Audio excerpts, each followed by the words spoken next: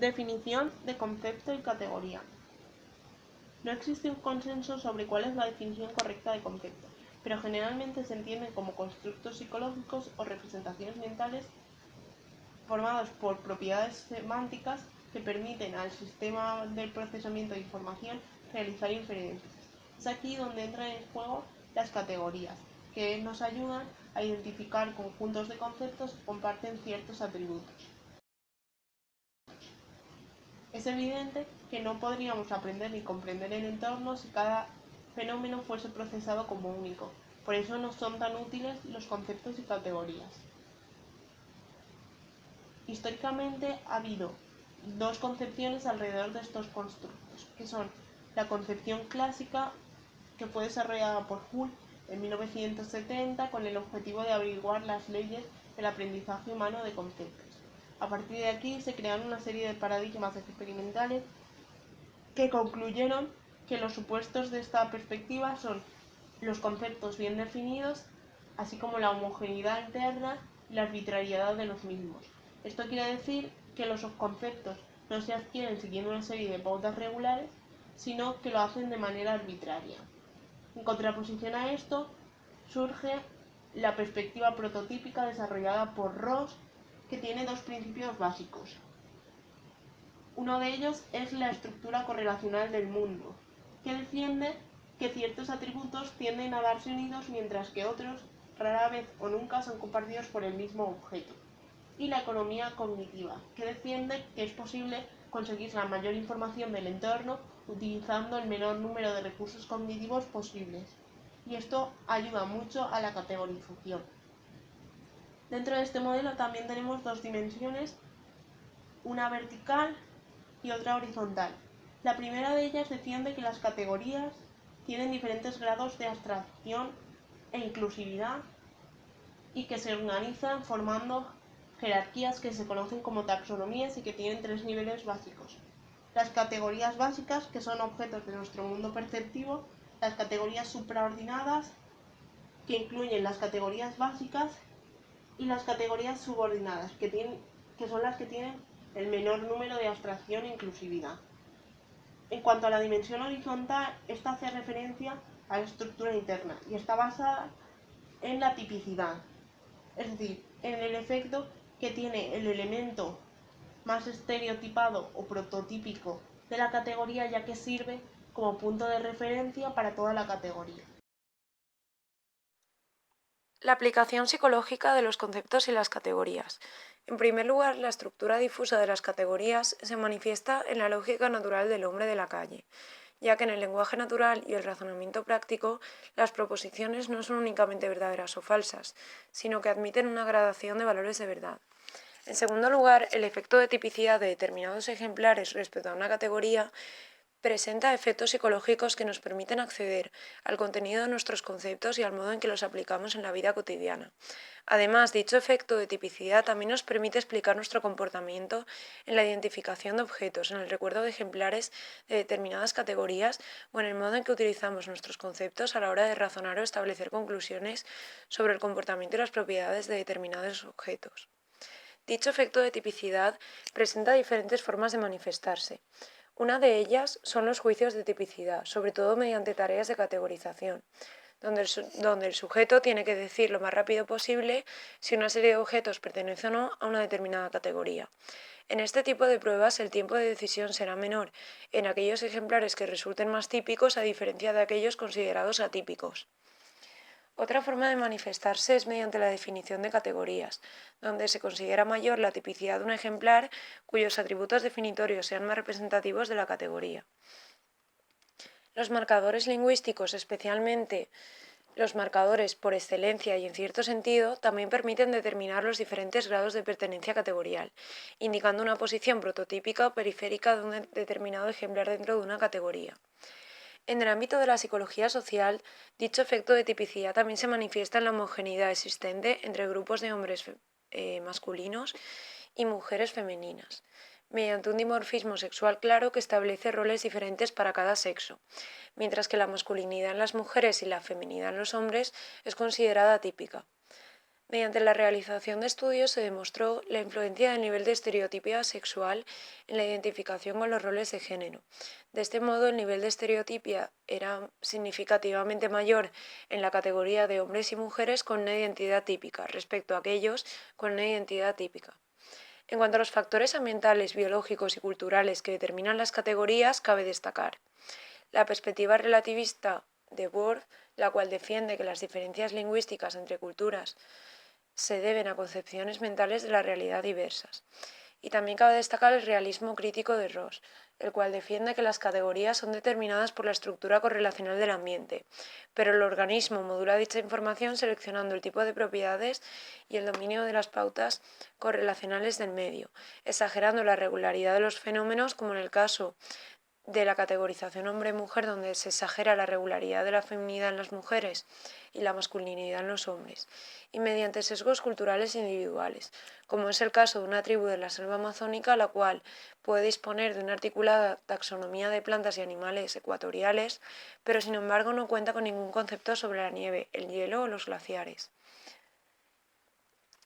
También cabe destacar el uso de similitudes conceptuales no literales o metáforas, mediante los cuales incrementamos el rango de fenómenos cognoscibles. Dentro del ámbito de la psicología cognitiva son de gran relevancia. La metáfora psicológica computacional, que considera la mente como un ordenador que recibe, almacena y procesa información, y la metáfora conductista, en la cual la mente es concebida como una tabula rasa. En último lugar, por lo que respecta a la aplicación de conceptos y categorías dentro del marco de la psicología social y ambiental, cabe destacar la importancia de los entornos en los que el individuo desarrolla su vida cotidiana en la configuración de su identidad, de modo que desde el concepto de identidad social urbana se contempla el entorno como una categoría social, con un significado socialmente elaborado y compartido. En este ámbito, psicólogos ambientales y sociales llevan a cabo una investigación conjunta sobre temas como la incidencia de las tribus urbanas, los procesos de movilidad social y gentrificación, el impacto social de las transformaciones urbanísticas o las repercusiones sociales de las grandes líneas del planteamiento urbano.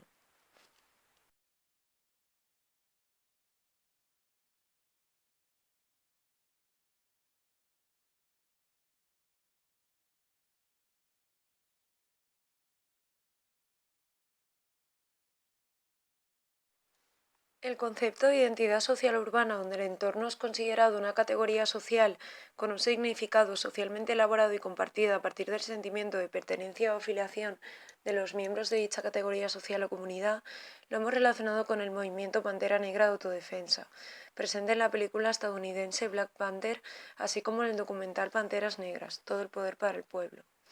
El movimiento Pantera Negra constituía una categoría social nacionalista afroamericana, socialista y revolucionaria, activa en Estados Unidos entre 1966 y 1982, en la cual sus integrantes formaban su identidad social urbana a través del más fuerte vínculo de liberación, lucha nacional y oposición al imperialismo estadounidense. En relación con los principios de parecido familiar y tipicidad que según la teoría de Ross comparten los miembros o ejemplares de una misma categoría, en el partido Pantera Negra se caracterizaban por la autodefensa del pueblo negro, incitando a la población negra a ejercer el derecho constitucional a poseer armas, para así poner fin a la segregación y violencia racial presente en Estados Unidos. Dicha identidad difiere considerablemente del exogrupo americano que rechazaba el voto a la comunidad negra, así como su acceso a los alojamientos públicos, siendo el endogrupo de la comunidad negra las primeras categorías sociales en sufrir la infiltración y manipulación policial, junto con la intención del FBI de aniquilar el movimiento. Por lo que respecta a la concepción del prototipo, que configura el ejemplar de mayor parecido familiar dentro de una determinada categoría, así como un punto de referencia, dentro de la categoría Black Panther cabe destacar el papel del Dr. Martin Luther King y de Malcolm X. The Black Panthers. Black Panthers. The Black Panther Party. Black Panther movement. The Black Panthers were absolutely unique.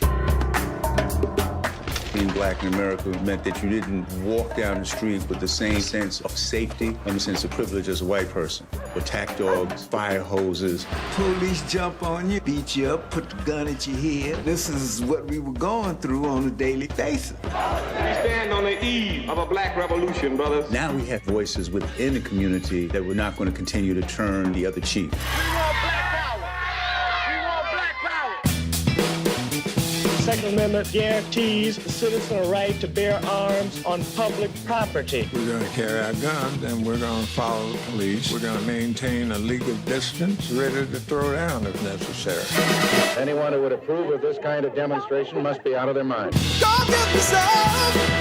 That's what I need. These racist Gestapo pigs have to stop brutalizing our community or we're going to drive them out. The majority of the rank and file are women. We tried to change some of the clear gender roles. Women had guns and men cooked breakfast for children. The way we walked and talked and dressed, we were a phenomenon.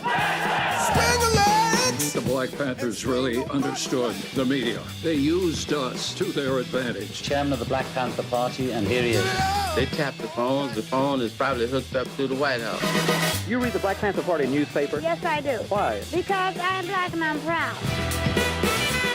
The FBI wanted to destroy the Panthers. How about justice? Justice is incidental to law and order. This was all-out attack on the Black Panther Party. Every significant office is going to be raided, bombed, shot, mass arrests. They were coming to kill us. When the 15-minute gun battle was over, 2 Black Panthers were dead. This was obviously a political assassination. It was like a slaughterhouse. We were doing fundraisers at places like Jane Fonda's townhouse so that we could raise money for the Legal Defense Fund. There were 156 not guilty verdicts. It's astonishing. We don't hate nobody because of their color. We hate oppression. We refer to ourselves as the vanguard. We wanted the entire community to follow. I feel free. I feel absolutely free. You understand? That's what I feel. I still have a dream. It is a dream deeply rooted in the American dream. I have a dream that one day this nation will rise up and live out the true meaning of its creed. We hold these truths to be self-evident, that all men are created equal.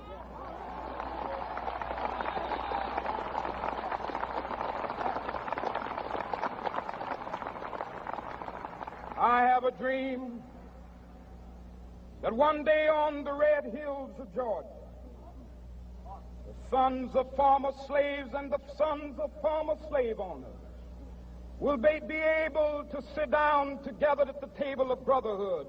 I have a dream that one day, even the state of Mississippi, a state sweltering with the heat of injustice, sweltering with the heat of oppression, will be transformed into an oasis of freedom and justice. I have a dream that my 4 little children will one day live in a nation where they will not be judged by the color of their skin, but by the content of their character. I have a dream today.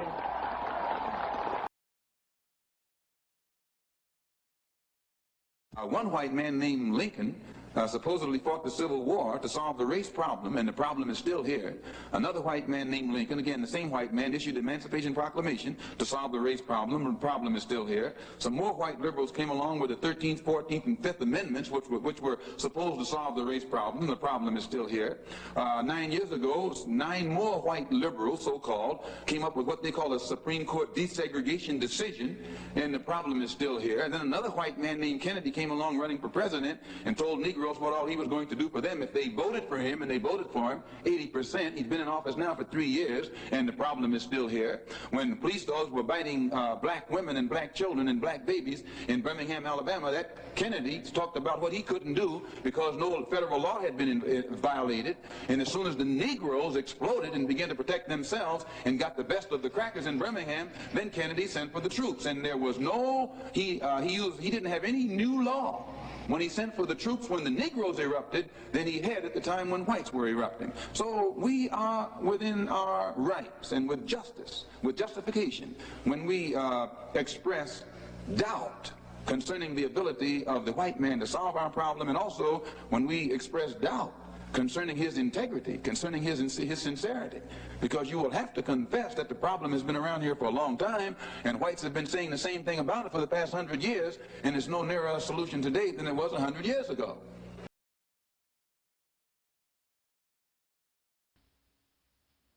En el presente artículo se estudia el concepto de identidad de un grupo respecto a un determinado entorno urbano.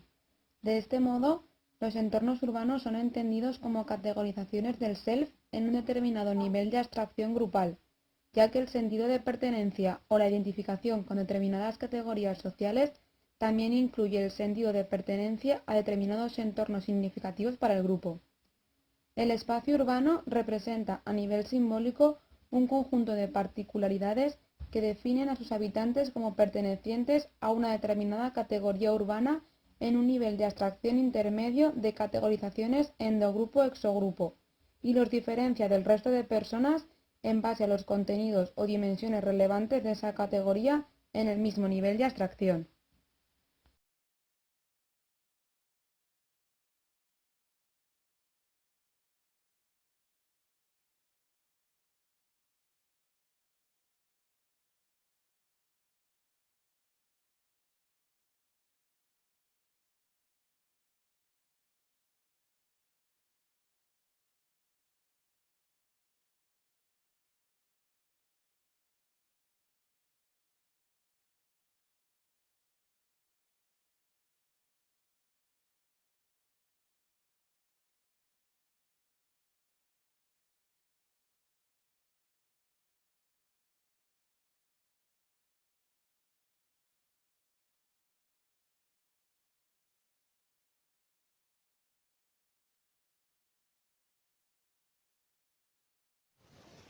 En este caso vamos a relacionar el tema con el libro Un mundo feliz de Aldous Huxley. El libro explica la construcción y la forma de vida que se tiene dentro de una sociedad en la que los niños son concebidos en probetas y genéticamente configurados para pertenecer a una de las 5 castas que conforman la sociedad. Estas castas están organizadas de la más inteligente a la más estúpida y cada una de ellas tiene una función determinada. Están los alfa, que son la élite, los betas, que son los ejecutantes, los gamma, que son los empleados subalternos, y por último los deltas y los épsilon, que se dedican al trabajo duro. De esta forma se crean personas en serie que contribuyen al mantenimiento de este sistema y están configurados para vivir y ser felices con aquello que les ha sido predestinado. Por tanto, las personas no tienen ni emociones, ni sentimientos, ni sufrimiento, ni tan siquiera aficiones o intereses propios, porque todo lo que hacen, lo hacen por y para crear lo que se conoce como un estado mundial, que sería la sociedad perfecta. Nosotras consideramos que este argumento se relaciona con la temática del trabajo en lo referente a la categorización humana, es decir, a la clasificación, en este caso, de las personas en diferentes categorías, cada una de las cuales tiene unas acciones determinadas, que se corresponderían en la teoría con los elementos que pueden formar una categoría. Además, está relacionada también con la tipicidad y los estereotipos, dado que el hecho de que una persona se salga de su casta y realice actividades que no le tocan, o bien que se rebele contra el sistema ya establecido, es algo impensable, es decir, se siguen muy claramente los estereotipos sociales, lo cual contribuye a crear seres humanos que son concebidos como máquinas trabajadoras sin sentimientos al servicio de este sistema. En definitiva, el mundo y la sociedad que define el autor representan un modelo uniforme formado por diferentes categorías, que serían las castas, cada una de las cuales tiene una serie de elementos que serían las tareas que realizan los miembros de cada casta, y en cuanto a la función podríamos decir que es la misma que la categorización humana, porque la categorización humana nos ayuda a organizar y comprender el mundo, y esta división de castas que se ve en la novela es la que da sentido y funcionamiento a la sociedad, de manera que no se puede imaginar una sociedad alternativa.